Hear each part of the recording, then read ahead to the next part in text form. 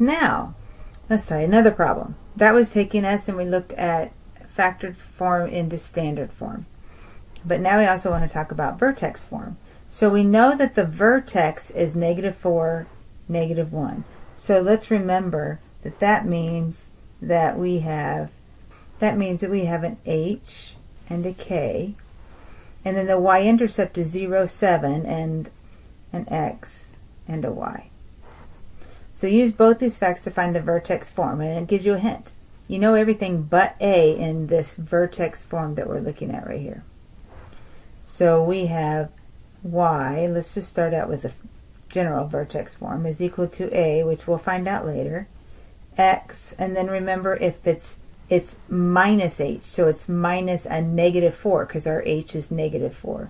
So minus a -4, I'll write it in there this time like that, but it really means just plus 4, quantity squared, and then plus k.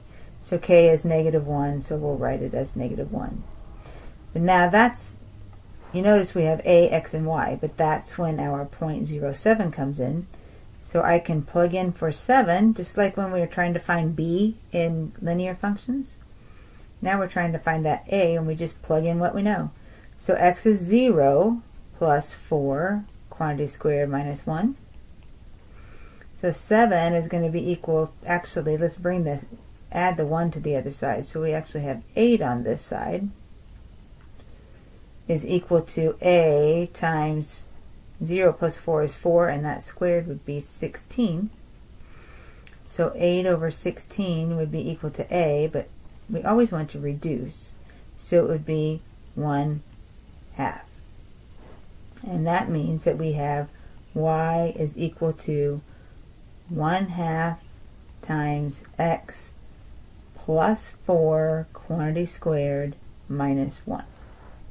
And it says sketch the graph of the function. So if we just use the function, knowing what we know about vertex form and a, we know that this is -4, -1, and they also told us that, so that's a good clue that we should make a vertex at -4, -1.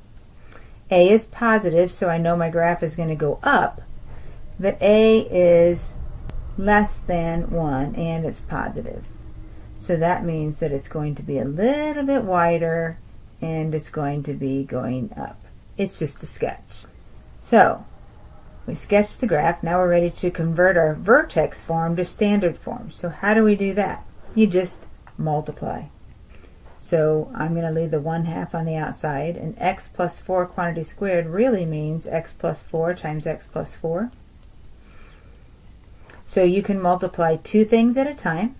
So I'm going to multiply these two first. So I still have my 1/2, but x times x is x squared, and then I have 4x plus another 4x, so that's 8x, and then those last terms, 4 times 4 is plus 16, and then I still have to carry along my minus 1.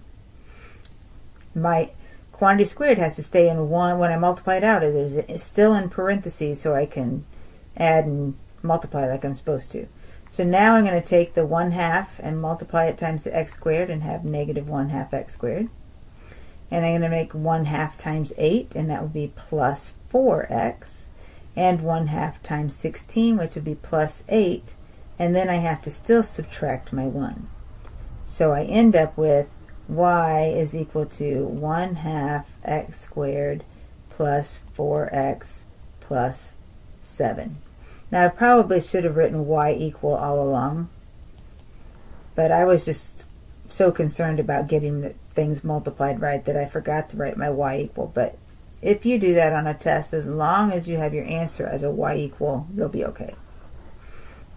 So if we look at and try to find our vertex, we have to do -b over 2a, and a is 1/2, b is 4, and c is 7.